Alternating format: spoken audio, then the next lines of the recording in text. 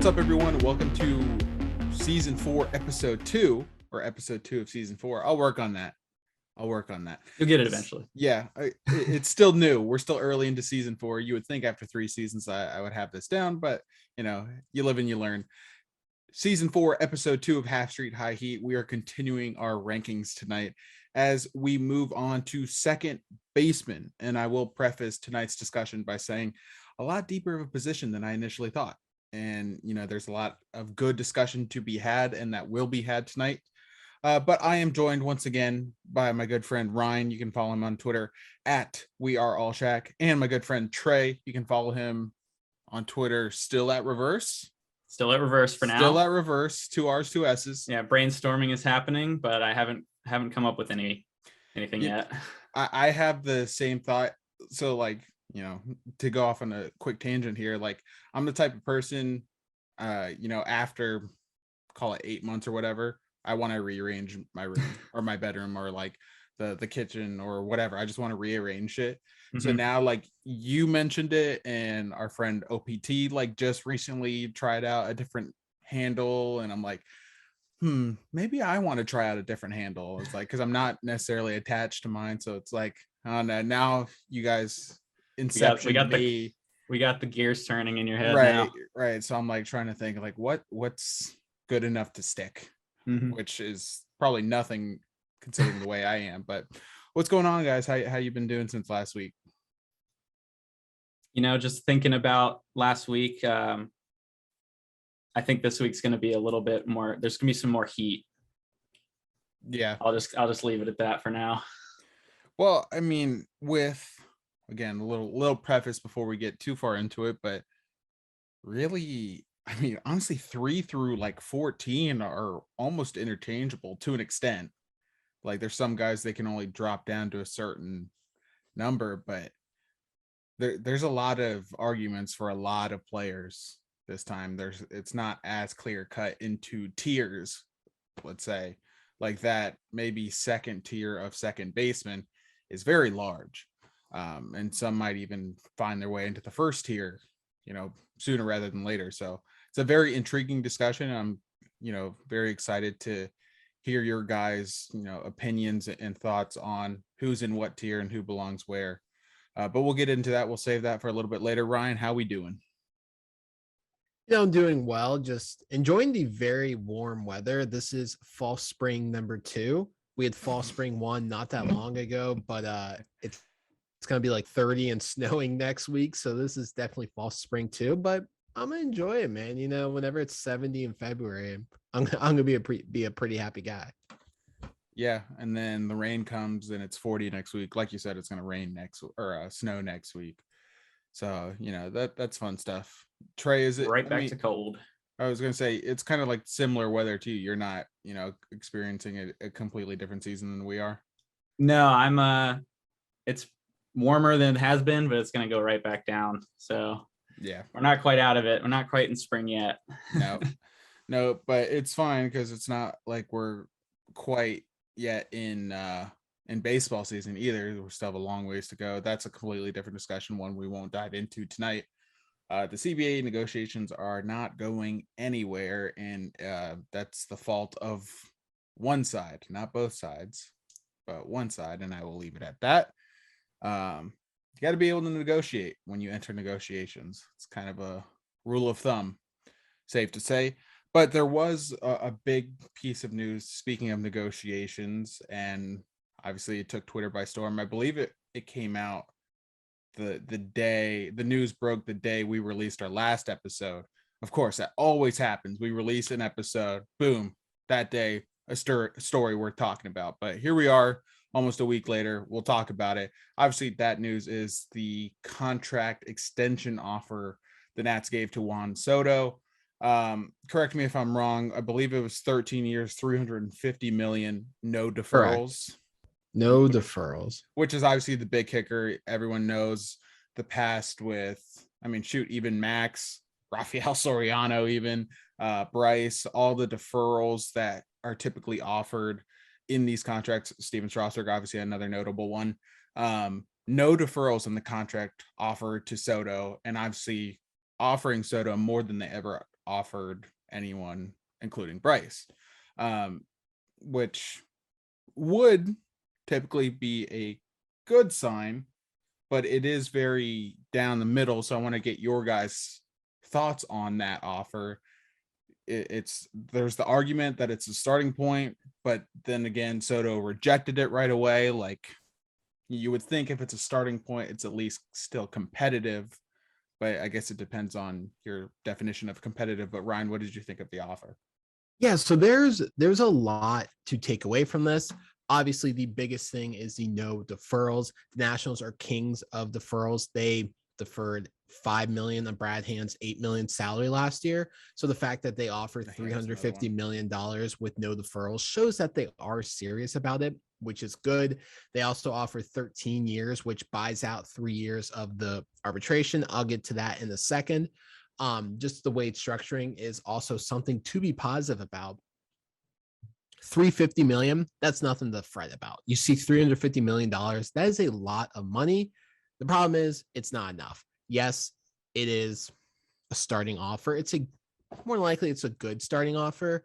That is the third largest contract ever. If he signed it, when you break it down, it's 24th in terms of AAV, and he'd be the 20th highest paid player in baseball. That would change immediately once guys like Carlos Correa, Chris Bryant, and some of the other big free agents who are still available sign. That is where it's going to hurt the Nats. You got to get the AAV up with Soto. And then if you want to break down the contract for why they did 13 years, they buy out the 3 years of his arbitration at essentially 16 mil per. That's less than what he's going to make this year in ARB2. He has ARB3 and ARB4 to go, so he's already underpaid. And then the other half of the contract is $300 million for 10 years. A lot of money, yes, but Manny Machado signed that contract 4 years ago. You're saying the second best player in baseball is only worth Manny Machado. It's a starting point, but there's a long, long way to go.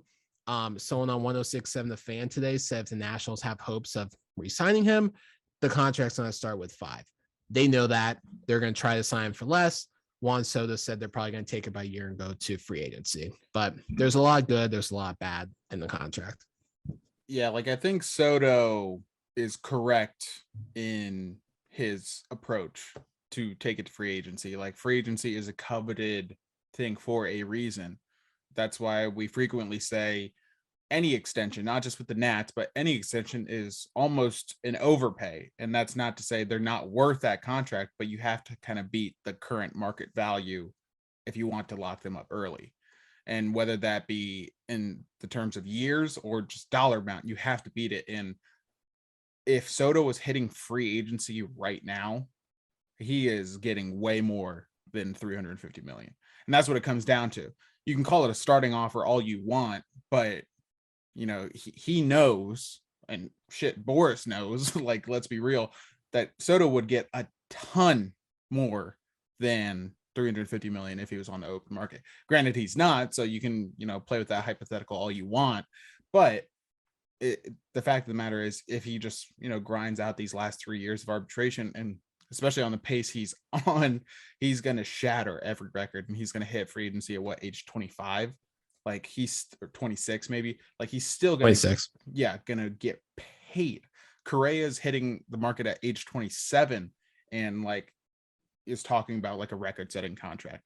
So Soto, you know, at least on a better start to his career than Correa was. Correa is still very good, but like Soto on a better start, he is going to break every record should he make free agency. So if you know that's almost the bar, if you want to lock him up now, you have to shatter everything. Like, he's got to get Trout money, and Trout money, stupid money. And you know, people always say like, oh well, it's already life-changing money, why don't you donate it? Which, absurd. But the point, you know, the fact of the matter is, you're never going to undervalue yourself, no matter what it is. Like, try telling someone to undervalue yourself. You're not going to do it. Especially a Boris client and a world talent, mind you. Like, I mean, it's not like, obviously there is some natural ability. There has to be a natural ability for to be that freakish of an athlete, but like, you have to absolutely grind. And it's not like Juan Soto is necessarily breaking the bank with his first contract,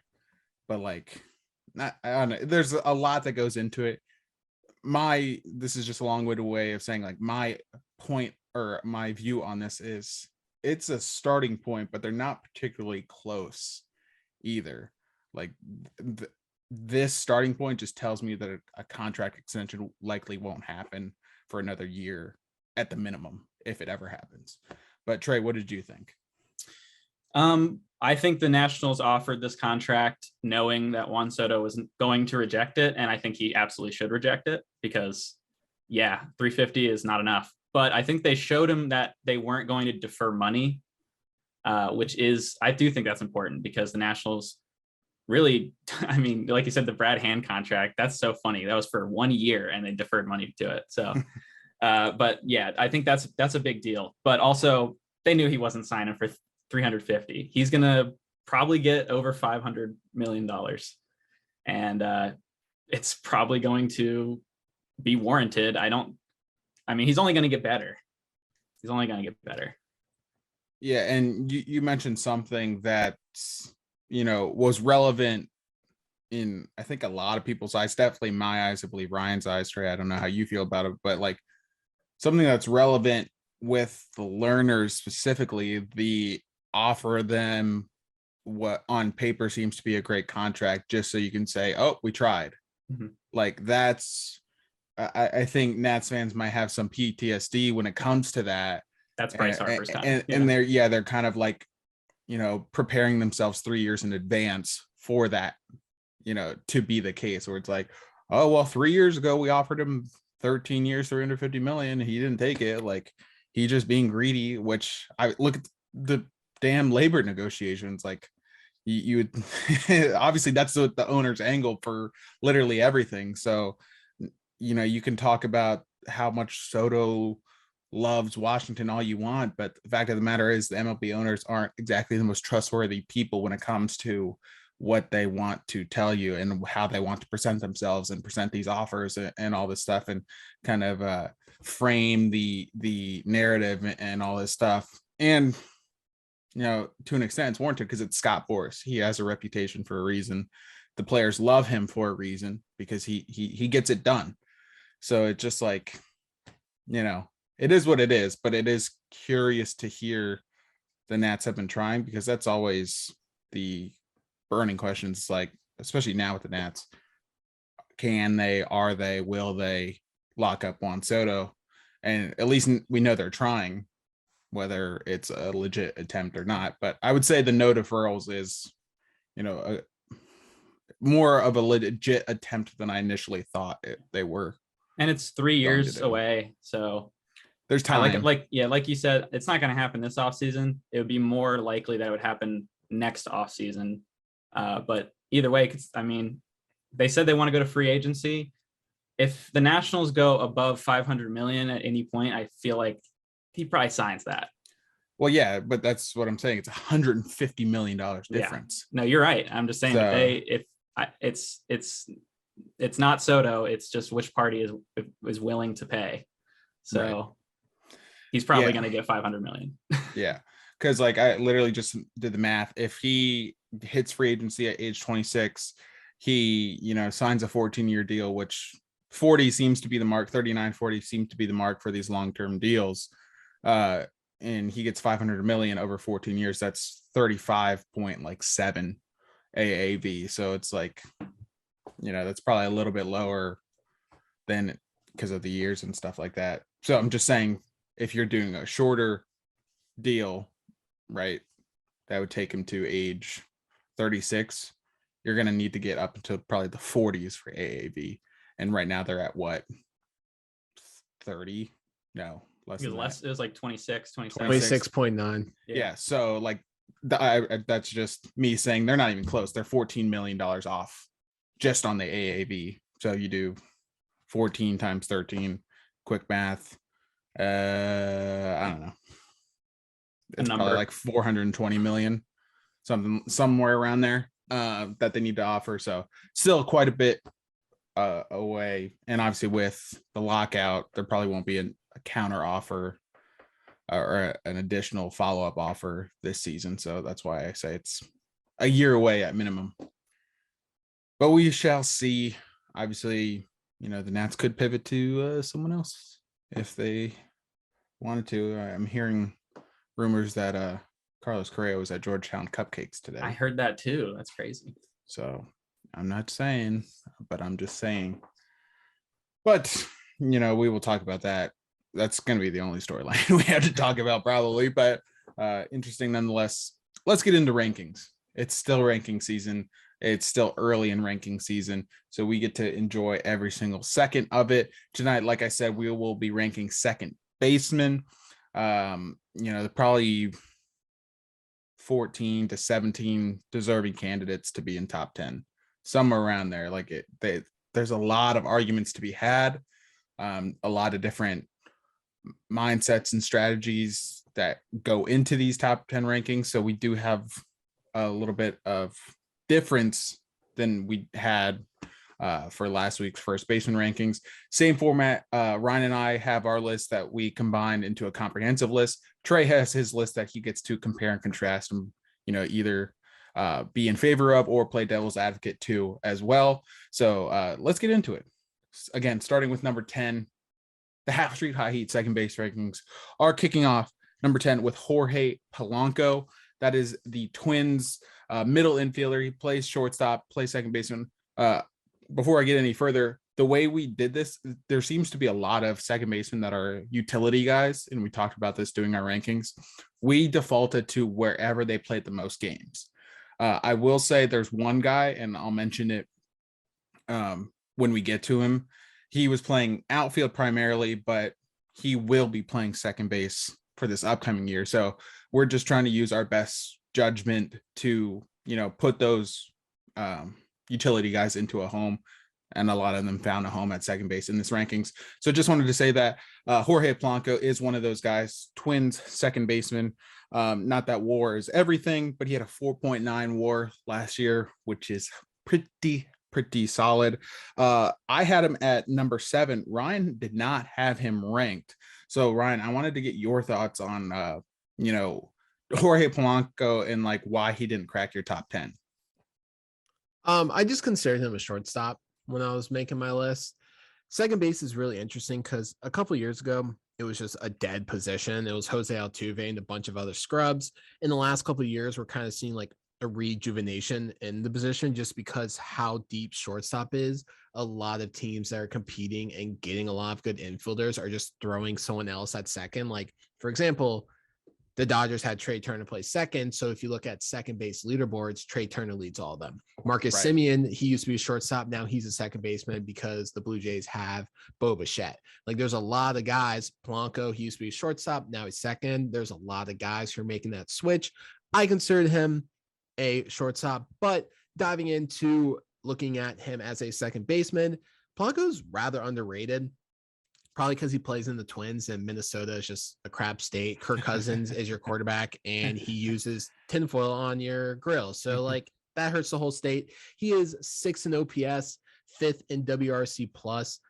He was tied 6th in WAR for second base as well. He's not an on-base guy, so my money ball people are not going to like him. Only a 323 on-base percentage, but he has a slugging above 500. So anytime you have a slugging above 500, that's pretty good. Doing it in a colder ballpark as well that favors pitchers is rather impressive. You look at all of his numbers across the board. Offensive rating, he's 5th as well. He is a pretty solid second baseman. He's hit 269 last year, well above the league average. And overall, a pretty solid second baseman. For a while in his career, it was, can he stay healthy? The last 3 years, he stayed healthy and his numbers have been rather solid. So yeah, I didn't have him because he was a shortstop, but undoubtedly a top 10 second baseman. Yeah. And I mean, it could be just I'm not going to pretend to know everything that went on with the Twin season, but he played 120 games at second base last year. So that's why I put him at second base. But if you look at pretty much since 2017 is really his first full season, he's been a shortstop. So it's is he going to make that switch permanently to second base? Is he not? Regardless, I put him at second base. I like him a lot. Like Ryan said, he is very underrated to me. I think he's just well-rounded. He could get on base a little bit more, that would really add to his value. But when you have a second baseman that can hit 22 bombs and oh no, sorry, that's his projections, can hit 33 bombs and, drive in 98 runs. I mean, and hit above league average of 269 average is great. Like you will absolutely take that. When you have that kind of offensive production from second base, it's like you have to pay attention to that. And he's not, too shy in the base pass either. He added 11 stolen bases. So it's like he's very well rounded, and he can make the switch between shortstop and second base. That's a value. And for my personal rankings, I factored in the defensive versatility heavily, I will say, because we just had so many utility players. So it's like when I'm trying, if one guy's only played 90 games at second base, but someone's played like 150, well, it's like that might not be fair, head to head. But the guy who's played 90 games plays like, 30 games at 3 other positions, then it kind of, works out. So I like the defensive versatility. Obviously, the offense, plays no matter what. In a colder ballpark, there's a lot of things to like about Jorge Polanco. So that's why he was number 7 for me.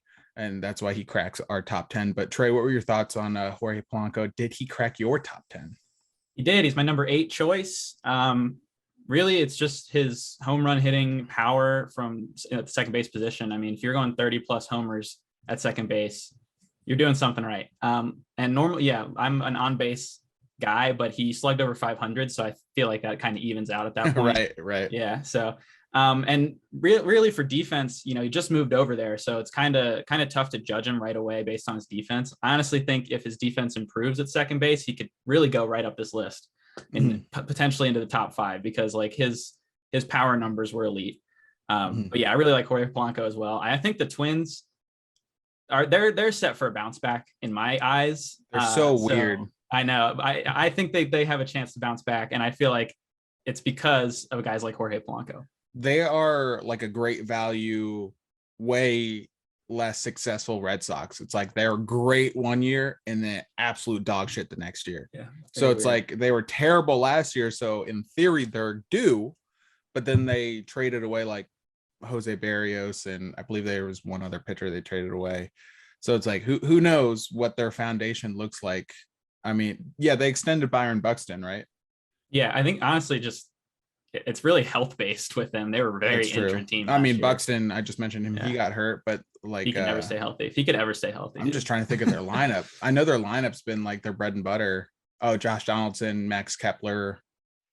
Who else? Luis Ariz has come in and oh, that's right. Well, Mitch Garver, he was out for a long time. Yeah, that's a big loss for most of the season last year. So who knows? I mean, obviously, if that offense is rolling as it can be, led by guys like Jorge Polanco, I mean, who knows what the Twins can do? And obviously, the AL Central is one of the weaker divisions in baseball. So who knows? I mean, that's why the Twins have been able to, sneak by a couple times over the past few years. But moving on to number 9. Speaking of a guy that made the switch from shortstop to second baseman, deferring to someone else at shortstop, but playing a solid second base, that is Jean Segura. He honestly, because Didi's a free agent, so I mean, maybe Gene makes the switch back to short. Who the hell knows? Anyways, Jean Segura, really solid year last year. 3.7 WAR, 290 batting average, 14 bombs, 58 RBIs, which sounds low, but again, like he's just a solid second baseman. Second baseman isn't necessarily a position you look at purely in power. It's like first base we did last week. That's a position where you should be getting legit power numbers from or legit offensive production. Second base isn't always viewed that way. It certainly can be. But Jean Segura has always been, very solid, very consistent. Comes in at number 9 on our list. I had him number 9. Ryan had him number 8. So Ryan, I'll defer to you. Why'd you like Jean a little bit more than maybe me, maybe Trey? Jean Segura is just an all-around solid second baseman. Like you said, he's one of the guys who made the switch from shortstop to second. He gets on base. He is 5th in on base percentage. He's a 350 on base percentage. He was 3rd in batting average. He was top 10 second baseman hits despite missing 30 games. He's someone you can put in the top of your order and depend on them because you know he's going to grind at bats. He's going to get on base. He's also a rather good fielder. My page with his defensive stats is not loading. I do apologize, but he is a good defensive second baseman. His WRC plus is higher than Aussie Albies. His on base is much higher than guys like Marcus Simeon, Polanco, and some of the other bigger second basemen. He is just all around solid, and he's someone you can put in your lineup just about every day when he's not injured and just depend on him, and he's going to do his job every single day, day in, day out, and you're going to be pretty happy with him. Yeah, I mean, you summed it up perfectly. It's almost wild to think he's played on like 4 or 5 different teams. Like, he's been so solid and just consistent. Like, he's never been like the MVP heights that Marcus Simeon might have reached or has reached, but he's just been super solid. It's just crazy to think he's moved around so much. Trey, did he crack your top 10? No, he did not. He's my number 11. So I had Segura at number 11. And I mean, yeah, pretty much for all the reasons Ryan said. He's just a very well-rounded player. Hits for contact, gets on base, hits for some power sometimes. Solid defender. And I do think he'll probably stay at second base. I feel like I've seen, the Phillies leaning towards calling up Bryson Stott and to play shortstop for them. I feel like that's probably where the direction that they will go. It was just so hard to rank. I feel bad leaving him out because he could definitely be a top 10 second baseman. A lot of minor injuries kind of raised concern for me since he's gotten to Philly. But he's managed to still play well. Yeah, I was going to say, when he plays very well since in the 3 years he's been there. Yep. And so he would be my number 11. Fair enough. Speaking of guys that, you felt bad leaving off, I left this guy off and I did not enjoy doing it. That is your NL Rookie of the Year, Jonathan India for the Cincinnati Reds. Last year, 3.9 WAR, 269 batting average, 21 bombs and 69 RBIs, again en route to a Rookie of the Year. When I had him, basically when you get past 10, for me, it's like 4 or 5 guys that were effectively number 11. It was a tough, call rounding out my top 10. Ryan, however, had him 6th. So he will be able to, speak on the, it's a word I'm looking for. The benefits? No, not the benefits. Prestige of Jonathan India. Yes, there we go. The prestige of Jonathan India. Ryan, why'd you like him so much? Look, I'm a big Jonathan India fan. If you're a rookie and you put up a 4 WAR, that's impressive. He came in right away and he impressed. He had a 376 on base percentage that was higher than every single second baseman. That's also a higher on base percentage than Trey Turner. He had a 122 WRC plus. That was 5th for second baseman. He was 5th in OPS for second baseman. He's above a lot of notable second basemen and shortstops even in a lot of stats. And that's impressive, especially for a rookie. 34 doubles, 21 home runs, which is rather solid as a rookie. He had the same number of doubles as speedster Trey Turner. Trey Turner literally has a bunt and it's a double for him. But I really like what I see out of India. I think he's going to be a very special player. And basically just reiterating it, he had a 4 WAR as a rookie. That's rather impressive on its own. So I am a big India fan, and I felt pretty confident about putting him in that 6th spot. Yeah, I have no problem with it. I do like ultimately my deciding factor, and it might sound stupid to some, but it's like him and another guy. Oh no, he didn't crack our top 10. Slight spoiler, I guess, but him and Jazz Chisholm, I just didn't. I had to figure out some way to, I guess, legitimize leaving them off or whatever, and that I just played the rookie card. So it's like, if they have a great 2022, which it seems like they will improve on their rookie years, then I will believe it, I guess. Not that I don't already, but I have no problem with India in the top 10. It's hard to argue against what he did his rookie year, and presumably he's only going to get better. So no problem there. Trey, did he crack your top 10? Crack my top 5. Oh, I had Jonathan India at number 5. And yeah, he's an OBP merchant. I like that a lot. He's only 25 years old. So with that combination of plate discipline and youth, I always really, really like that. And that's why I'm projecting him to have an even better season in 2022. And his defense, the metrics were they kind of were thinking that he was below average, but it's only his first season, so maybe that can improve. But yeah, the combo of his on base plus power plus speed, all those factors combined really speak to Jonathan India being potentially a top 5 second baseman next year. Yeah, I would not be surprised whatsoever. I mean, it's hard to have, not many people have a better rookie season than Jonathan India did. Like he made his mark, and again, presumably is only getting better. Let's move on to number 7 on our list, and arguably the most versatile guy on this list. That is San Diego Padres utility man, but primarily second baseman, Jake Croninworth. Last year, 4.8 WAR, 21 bombs, 71 RBIs, 266 average. He was an all-star. Played wore a ton of different hats. I mean, he played short, he played first, he played I believe he played some outfield. Like he's just the true Swiss Army knife. 800 OPS as well. I had him number 8, Ryan number 7, so right around the same mark. Ryan, why'd you like Jake Cronenworth so much? Big Cronenworth fan. Essentially, his rookie year was 2020. I don't really count 2020 because that was a month. Yeah, so I'm gonna say this is his rookie year, and 4.8 WAR. He wore a lot of hats as well. Playing multiple positions at major leagues is very, very hard. It's hard on your body. Guys who play a lot of different positions have a tendency to get hurt in the season because it's tough, works out different muscles. But when you look at his numbers, he's right behind Jonathan India in doubles and WRC plus. He's in top 10 in OPS and on base as well. All around great guy. When you can play that many positions and play them well, you're very, very valuable. The Padres didn't even really need him last year, but they kept finding ways to get him in the lineup because what he brought every single day.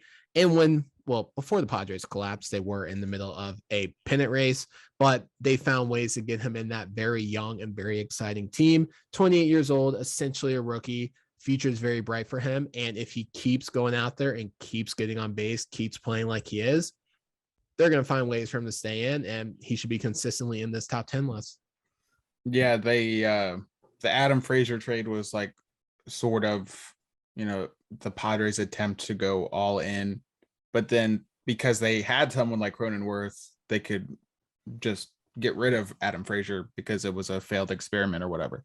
So it's like having someone like Cronenworth is, you can't really put a value on that. I mean, WAR is the closest thing we get to value, and that might not even be accurate for someone like Cronenworth. But Trey, what do you think of Cronenworth? I have Cronenworth at number 6. Okay. I think it's really impressive to play that many positions that well and still hit, because he had an OPS above 800, and that's pretty insane to me. And realistically, he should be the starting second baseman going forward, and his defensive ability there is, quite good. He's up there. So once he locks into second base as a position, I can see him going even higher because his defense at that position should polish, and then he can also play a bunch of different positions if you need him. Yeah, they were probably only playing him at first so they didn't have to play Eric Hosmer. I imagine that's probably the logic behind that move. But it is good to know that he can do it should they need him to. Especially, I mean, who knows, once the season picks up, whenever that is, they could still salary dump Hosmer and open up more cap space, or not cap space, but you know what I'm saying, and positional flexibility, and having a guy like Cronenworth not being out of a home or homeless if they acquire a legit second baseman is, again, immense value there. So yeah. Cronenworth being higher than me, again, no problems there. Moving on to number 6 on our list is a guy I had number 3, and Ryan actually did not have ranked. So this is, I think, safe to say, our biggest difference in rankings between Ryan and myself. So Trey will have to be the tiebreaker. I do believe I know where Trey is leaning. But that is Whit Merrifield, a guy I have been a fan of for quite some time. Last year, 3.6 WAR, 10 home runs, 74 RBIs, 40 stolen bases, 277 batting average, only a 711 OPS, but he's never been the type to hit for that much power. I mean, he had 19 bombs a few years ago, followed up with 16 bombs in 2019. I love Whit Merrifield. Again, I always have great speed. One thing that I think is super underrated and isn't always, necessary, but it is, appreciated, maybe underappreciated nowadays. He has not missed a game in the last 3 years. 2020 or 2019 and 2021 played all 162. Obviously 2020 was a shortened season. He still played all the games. If you want to go back even further, 2017 he played 145, 2018 he played 158. Like just super consistent all throughout. Like his numbers, he had the lowest OPS of his career this past year, but it's hard to argue that he wasn't good on offense. Like he's still getting on, or still hit for a respectable average, still stole 40 bags, like still provided value. And you have to think that Royals team isn't giving him a lot to work with.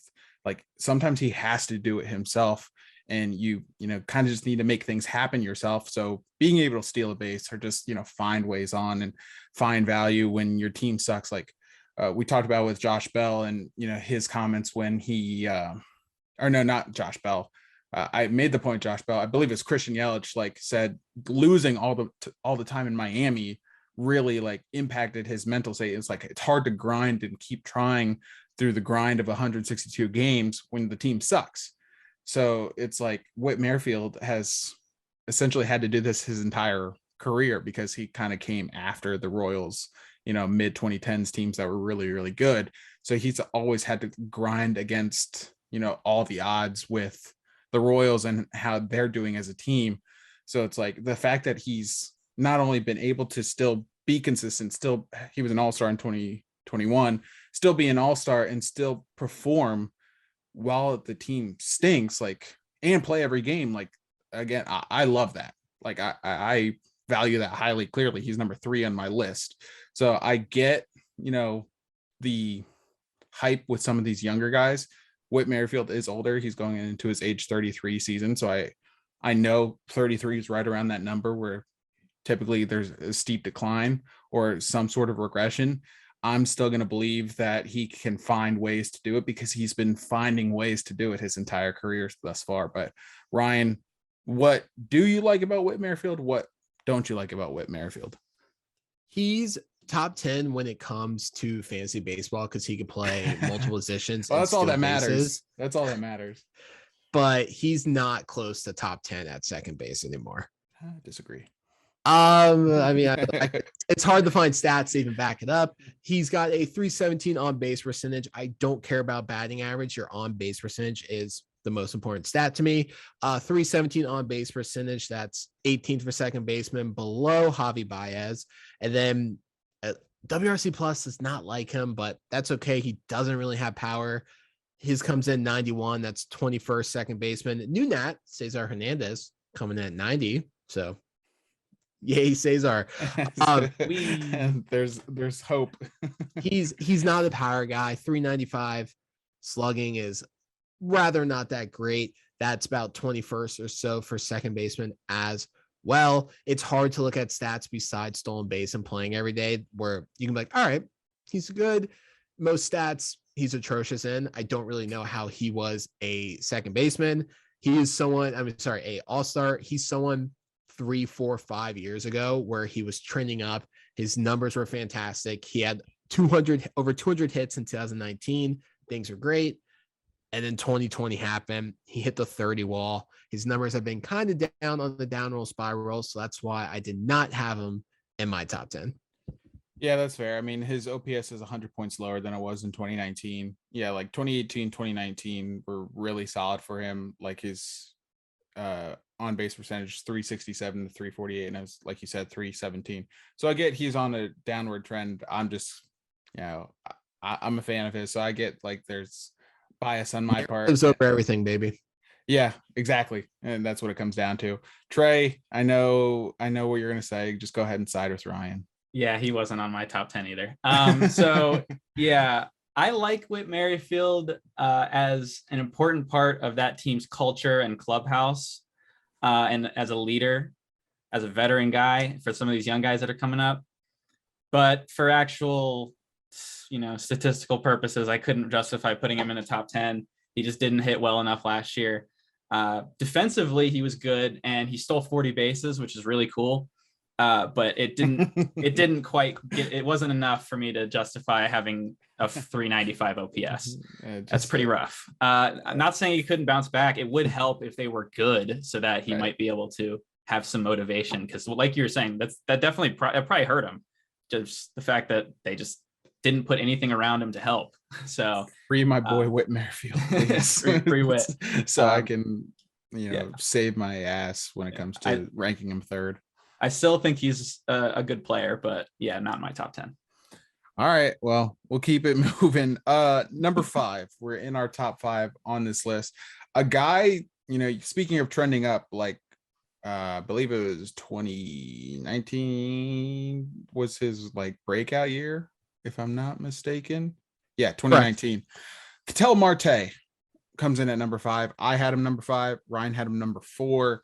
A very intriguing candidate. This is the guy I mentioned, played a large majority of his games at outfield last year. Granted, he'd only played 90 games. He's dealt with injuries, but I heard this from Ryan, so credit to Ryan, but the Diamondbacks GM came out and said he is the second baseman going forward. He will not be playing center field, but the fact that he can play center field, obviously a very premium position to have in any lineup on any team, like is points, at least in my book. But last year, again, in a 90 game sample, 1.8 WAR, 14 home runs, 50 RBIs. So, extrapolate that over 162 or somewhere around there, probably around like a little bit of a 3 WAR, maybe 20, mid 20s for home runs and, 80 RBIs. So very respectable. He's still young, or still in his prime, 28, going into age 28 season. There's a lot to like about him, but it feels like this is probably the one that's a little bit more projection based than evidence based, because at this point he's going to be 3 years removed from his breakout year, and 2020 was very wacky. Obviously, like we've been saying, 2021 he was hurt, so he's still young, so you assume he bounces back and recaptures some of the magic from 2019. I mean, even 2018, he was still very solid, 260, 332, 437 for 768 OPS. Sounds low, but again, second baseman. You would assume he bounces back, but again, he's 3 years removed from his true last great offensive or just productive season. Ryan, I mean, obviously I'm in the same boat as you, but why did you like Quetzel Marta so much going into the season? I am a big fan of his.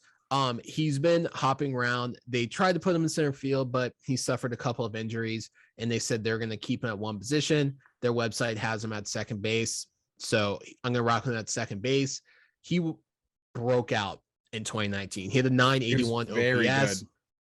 Literally good in every single stat. He hit 330, a 981 OPS, 592 slugging, 30 home runs, 90 RBIs on a terrible team. That's impressive. Fourth in MVP voting. I forgot to say that.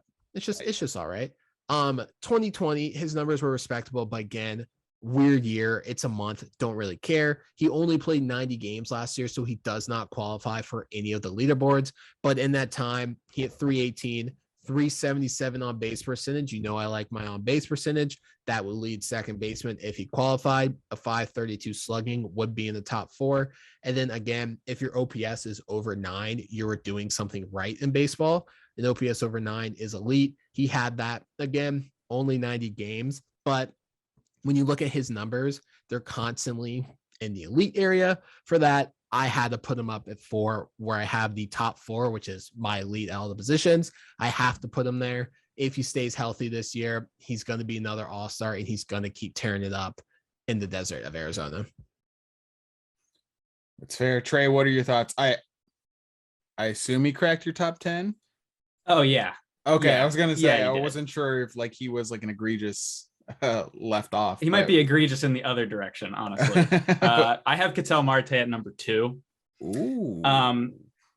It's not ability, it's health. If the dude can play, he's one of the best. He had a 7 WAR season in his only full season, I think. Unless his rookie year, he might have had a full season as well, but that was a long time ago now. It's the dude's a hitter, hits for power, hits for average. And he was, I believe, over 80th percentile in hard hit percentage, over 80th percentile in barrel percentage and hard hit percentage as well. And when he plays second, generally he's a better defender than when he plays center field. I feel like he's more of an infielder than an outfielder, but it is cool that he can play in the outfield as well.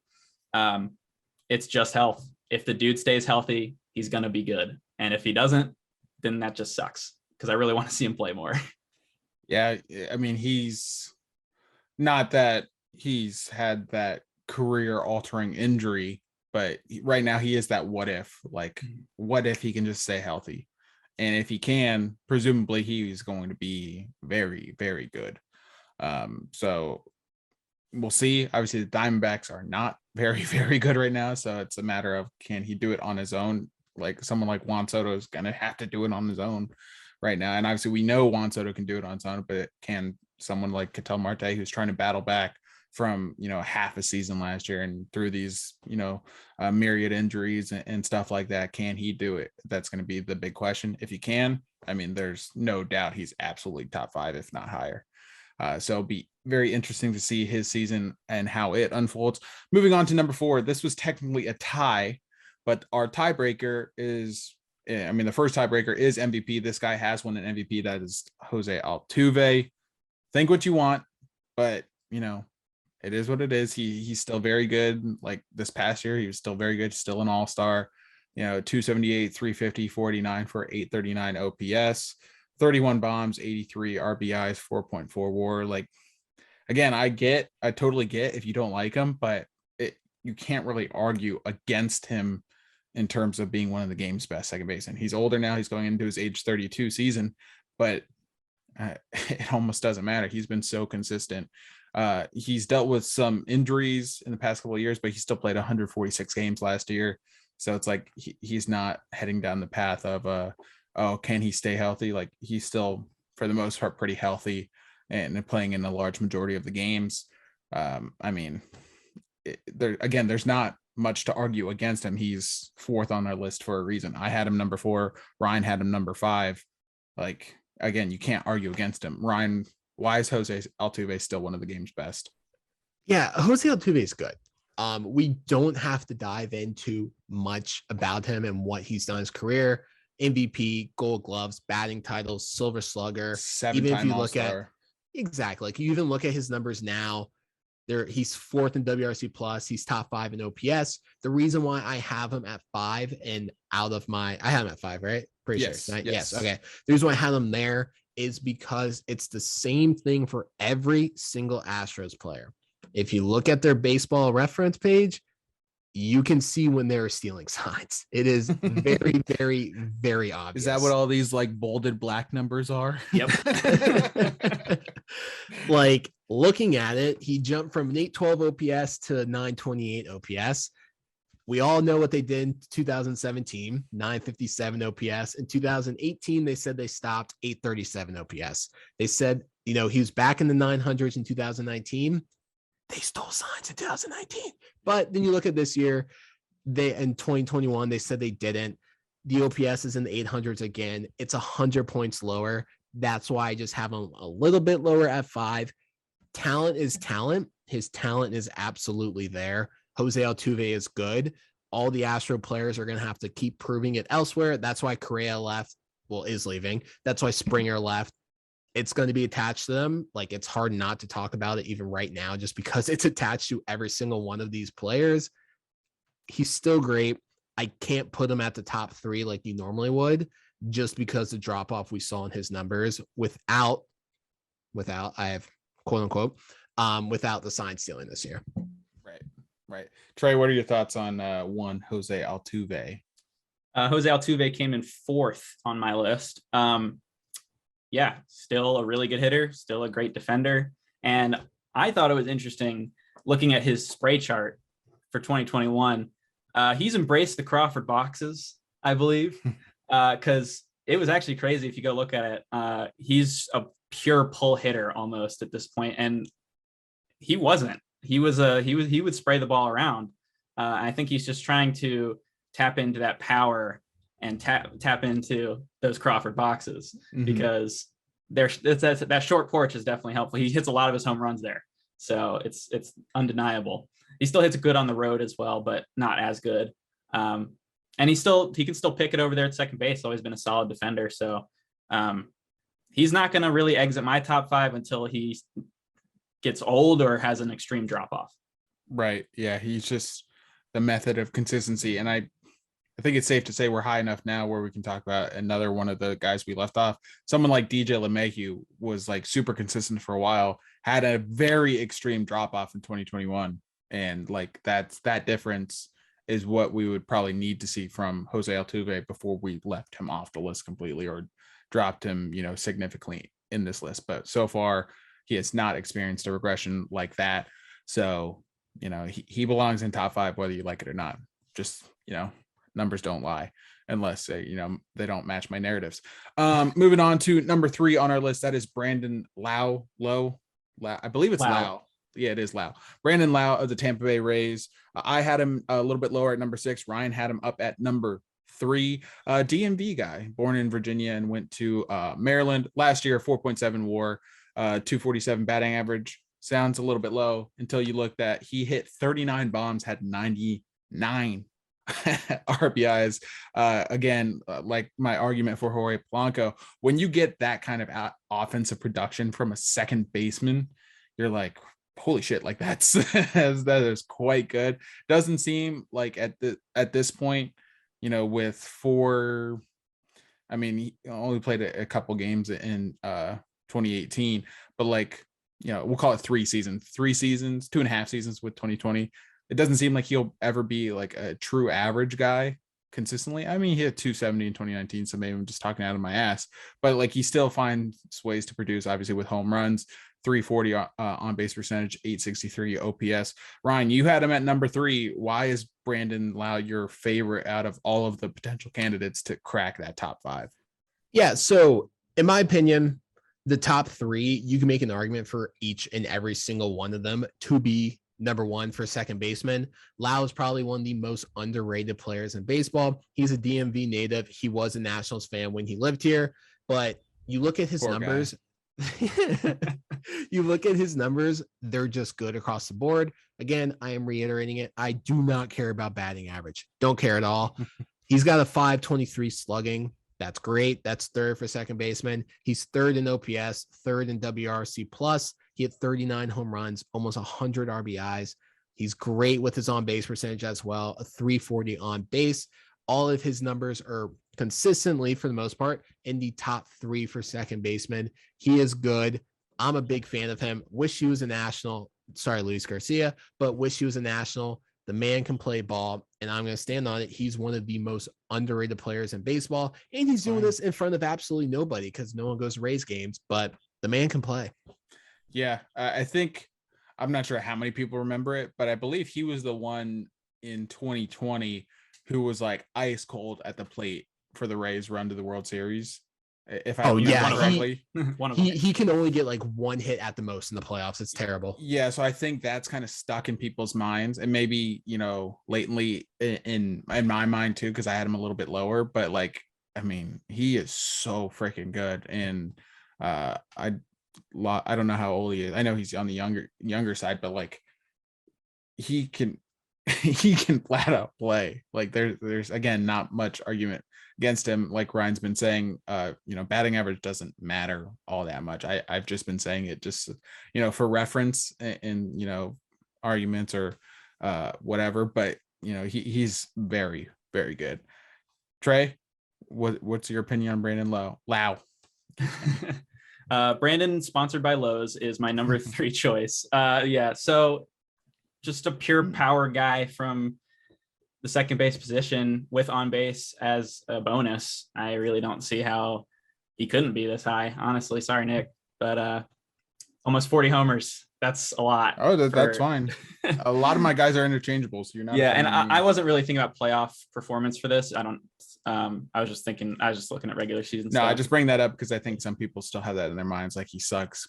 Just only seeing him during that playoff performance. Yeah. His walk rate is over 10%, which is good in any situation. You know, I know the Rays embrace the strikeouts don't matter philosophy, but they matter a little bit when you strike out 28% of the time. That's the only real flaw in his game that I could really point to. I'd like to see that number go down. I mean, it doesn't have to go way, way down because you're not going to hit for this much power if you're not swinging for the fences a little bit, but I would like to see it go below 25% at least. Yeah, it can improve. Definitely has room for improvement.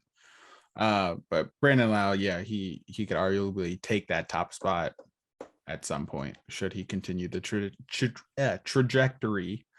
Sneaky hard word there that he's on. Number 2. So just to recap before we crack the top 2, Trey, you have Quetzel Marta 2. Mm-hmm. You have Brandon Lowe 3.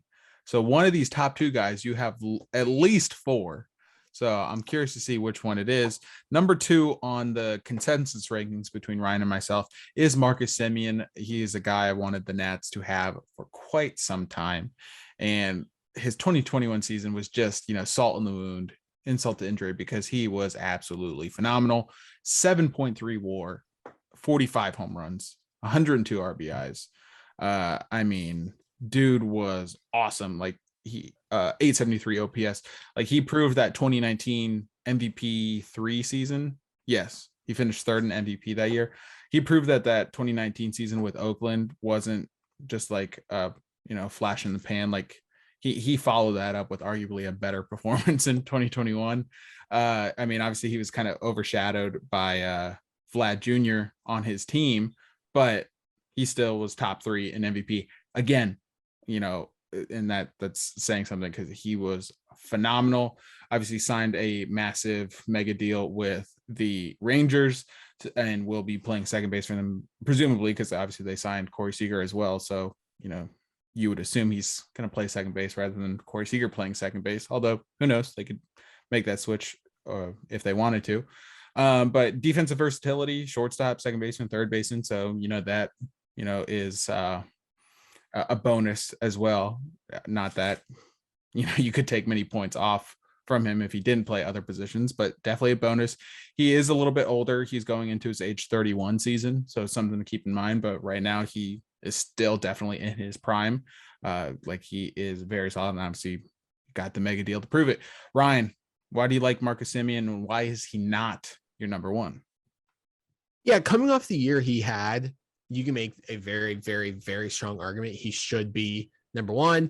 538 slugging, absolutely fantastic. 873 OPS, top 3 for second baseman. 131 WRC plus, top 3 for second baseman. A whopping 45 home runs, lead second baseman. 102 RBIs, 39 doubles. Those are all great. But when you look at it, and I said this for Vlad, I'm saying this for Simeon as well, because your boy is consistent. How much of that power boost that we've seen, because he only has one other year in his career above 30 home runs. His previous career high was 33 and he exploded for 45. How much of the power boost and the boost in numbers that we saw was reflective of playing in Florida in a minor league stadium? Because we saw the Nationals play there, and that was when Josh Bell couldn't hit water if he jumped out of a boat, and Josh Bell looked good that series. I'm just saying, he's a great player. This is going to be a great season to prove it for him. I just need to see it again. He did in 2019, but when you look at data, he has 2 outlier seasons in 9 seasons. 2019, 2021 are those outlier seasons right now. 2021 was absolutely fantastic across the board. How much was he benefited by the stadium? 2022 will tell, and that's why I have him at second and not first. That's fair. Trey, what are your thoughts? Marcus Simeon is number 1 on my list. So I there's some park factors here. I wrote it in my notes that he's probably going to regress from 45 home runs because fair. That's just if he keeps that up, then he's playing like the odds. 5 player. Like at that point, I don't see that. But I could see, 35 to 40 homers being a baseline for him for the next few seasons. He's adjusted his approach to be another guy who's a pull home run hitter. Globe Life Park. We have to see kind of how that plays out with its park adjustments and how, if it's going to be a hitter or pitcher's park, but at least during the day in that hot Texas sun, that ball is going to fly. So he's going to get some advantage from that. He probably will stay at second base because he moved to second base and then won the Gold Glove. So I'm pretty sure he might want to stay where his defense is really valuable. And yeah, he's in his 30s at this point. But right now, yeah, he's my number one. I honestly didn't even consider anybody else. Interesting, because number one on the consensus list is Aussie Albies for the Atlanta Braves, a recent World Series champion. Trey, I'll kick it right back to you. Why is Aussie Albies presumably number 4 for you? Or hey, lower? real quick, I wore our merch so that I don't get fired. Because I put Aussie Albies at number 7. Oh man. Okay, hear me out. I don't think Aussie Albies is that good. I really don't. He's a great defender. And he can steal some bases. But I mean, batting wise, he's just not that. I mean, he's consistent. He's consistently slightly above average, but I couldn't put him above guys like Croninworth or India's offensive production last year. He doesn't really get on base. He doesn't. He strikes out too much. He doesn't walk. His power is elite, and I will give him that. Which is why he's still a top 10 second baseman for me. I'm acting like he's a terrible player. He's not. He's great. But I just couldn't justify putting him above some of these other guys. Like, I don't think he's better than Jose Altuve or Brandon Lowe or Quetzel Marta. He's been consistent, though, and that is something to look at. But just projecting for next season, if he had the same season he had last year, he would still be a really good player, but he wouldn't be a top 1 second baseman. And I don't know how you can say that with a straight face. One more point. Go for it. Before I get roasted. Switch hitter does not hit well as a lefty except for home run power. That's it. Doesn't get on base. Average wise, not very good. Way better right-handed hitter, and he hits lefty about 5 times more than he hits righty. So that's weird. But yeah, go ahead. Lay it on me. So I will preface by saying this was probably 2019-ish, somewhere around there. I thought Aussie Albies was overrated too. And maybe it was just in my mind, like Acuna was the hype, and obviously the Braves are the Nats rival. So like I didn't want to give credit where it was probably due. I just didn't want to. But like when he's been doing it so consistently for 5 years now, well, call it 3.5 with the shortened debut, and then obviously the pandemic season, like he's just been so consistent. And the power really came about last year. Like if you want to go to 2019, the last full season, he was 24 and 86 in terms of home runs and RBIs. This past year, 30 and 106. So he's getting better. And I think the real kicker is he's only 25. So like you can play the projection game with him. Like you can play he probably hasn't hit his peak yet, because he probably hasn't. So I mean, if you want to say Marcus Simeon is better than him right now, that's fine. I can't really argue against that. But to have him 7th is egregious, and I think we should pay more attention to that than me having Whit Merrifield 3rd. But Ryan, what did you think? Those are both pretty egregious, to be fair. Yeah, Whit Merrifield 3rd is by far the most egregious thing. I'm just gonna. I think Aussie Albies 7th is way worse. But Ryan, what do you like about Aussie Albies? Why is he your number 1? Look, Ozzie's just got that dog in him, man. Like you look at his numbers, not counting his rookie season where he only played 57 games, in 2020 where he only played 29. In his career, he's gone 3.7, 4.5, and 4.2 FWAR. He's consistent. He's entering his 25 season. He's young, he's consistent, and that's going to give the edge for me as well. And then also, he was the youngest second baseman in MLB history to record a 30 homer and 100 RBI season.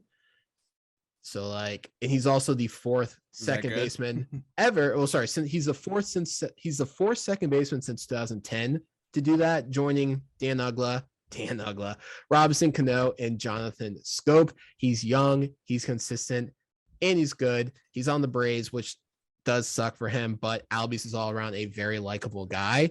And like I said, he's got that dog in him, and he's 25. You're going to be my top guy. We're doing what you're doing at 25. I seventh is a lot lower than I anticipated. I could go through my whole list and justify each one of them, but that would probably take too long. I like his consistency, but I don't see him getting any better from this point yet. Like, unless he has a major adjustment at the plate, because I mean, when you're doing this at 24, it's hard. I was gonna say he's entering his age 25 season. He's probably gonna get better. Yeah, it's hard to say you've peaked at 24. Okay. I mean, hey, we'll see. That's literally the point of this. It just, I don't know. I mean, all these are going to be wrong by the time the season's over. So it doesn't I'm never wrong. I was going to say, except Ryan, so, refrain from accusations. But let's get into some honorable mentions, because obviously we very clearly had different lists. There's plenty of honorable mentions. I'll just name off some of them, and if I missed anyone, or if you guys want to highlight and go into depth on any of them, feel free. Tommy Edmond, Jazz Chisholm, Colton Wong, DJ LeMahieu, I mentioned, Ryan McMahon probably is a third baseman, but there's a lot of arguments for a lot of guys. Is there anyone you guys really felt strongly about should be in the top 10 that we didn't talk about? Yeah, I did. Do you want to hear from me anymore? Go for it. Try to redeem yourself. Yeah, well, I had Colton Wong and Tommy Edmond at 9 and 10 respectively on my list. I had Tommy Edmond at 10. Yeah, I like both Wong of them. At 9, I think. Yeah, you had Wong at 9 and Chisholm at 10. Yeah, Colton Wong didn't play a full season last year. In fact, that's kind of been an issue for him in general throughout his career. Defensively, though. Insane defensively. That's why, honestly, that's pretty much the only reason. I mean, he can hit a little bit too, but defensively, he's so smooth over there. It's actually crazy. Same thing with Tommy Edmond.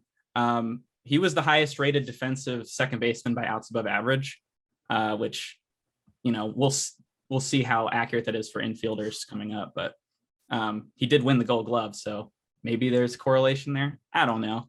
Not a great hitter, but he's got great speed. He stole 30 bases.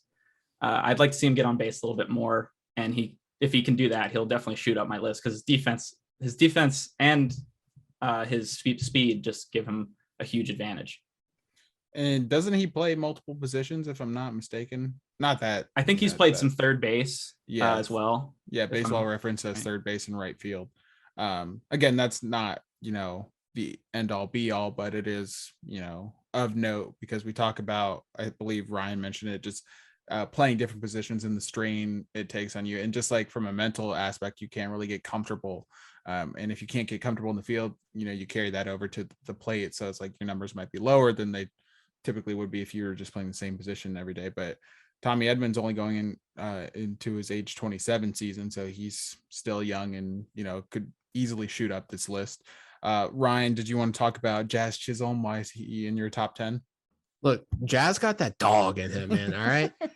Like, I'm noticing a theme here that's potentially problematic.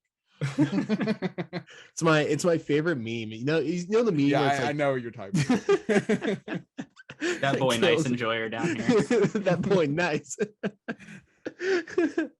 X grit as well.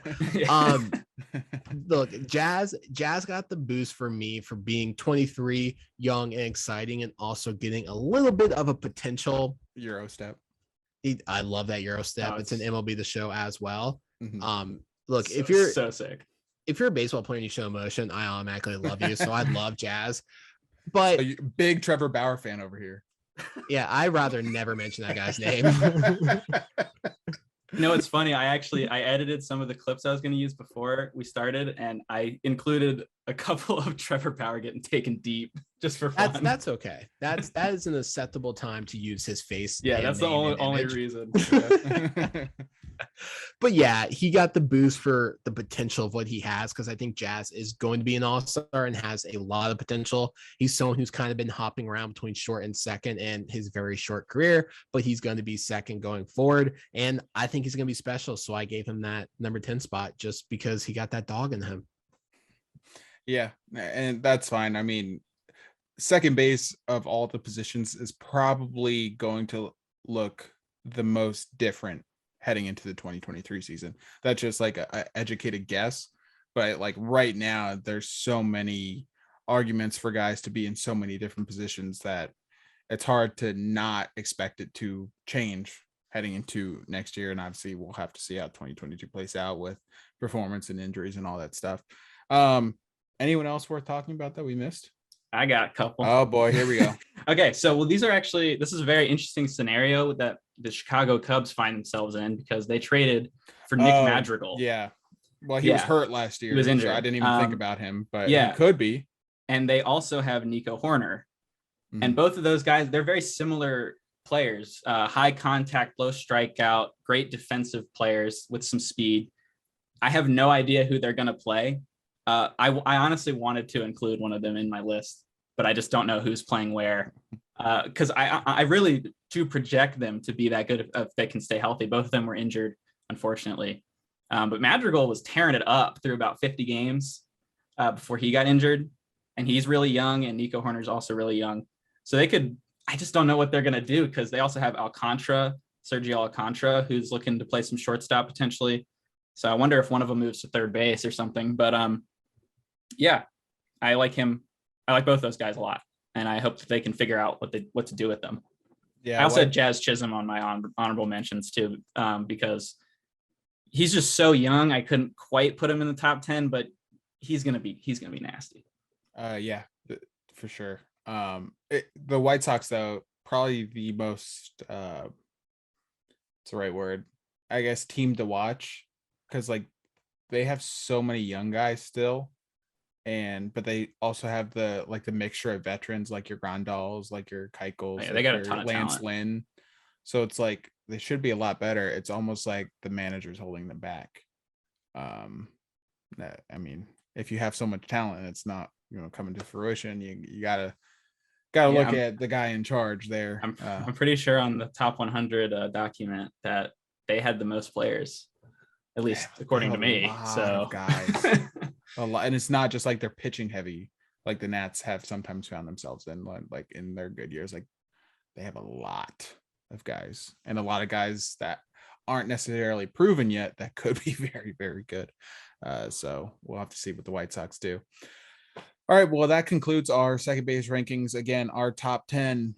This is, again, mine and Ryan's. Aussie Albies, Marcus Simeon, Brandon Lowe, Jose Altuve, Quetzel Marta, Whit Merrifield, Jake Croninworth, Jonathan India, Gene Segura, and Jorge Polanco. Plenty of honorable mentions as well. So we'll have to see how this list might change as we progress throughout the 2022 season, whenever that does kick off. Next week, we will be moving over to the other side of the field and taking on shortstops.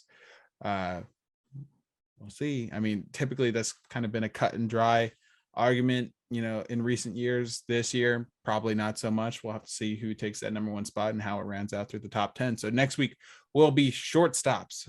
Can't wait to dive into that. But as we wrap up this episode, you guys got anything else? Anything else we want to touch on? This is hard. It's way harder than you think it is. As you guys watch or listen to this video, I want you to remember one thing, and that one thing is Trey had Aussie Albies ranked 7th, and we don't allow that. So I don't know my face, how you guys want to handle that, but feel free to take the law into your own hands and address that situation how you deem appropriate. Ryan, you got anything else before we head out? No, just that, someone ranked Whit Merrifield 3rd. You bastard. No, that's all I got. All right. Well, that does it for this episode. Again, next week is shortstops, so be sure to do some homework on that, so that way you can, live react almost to our rankings and roast us if we have any egregious rankings next week as well.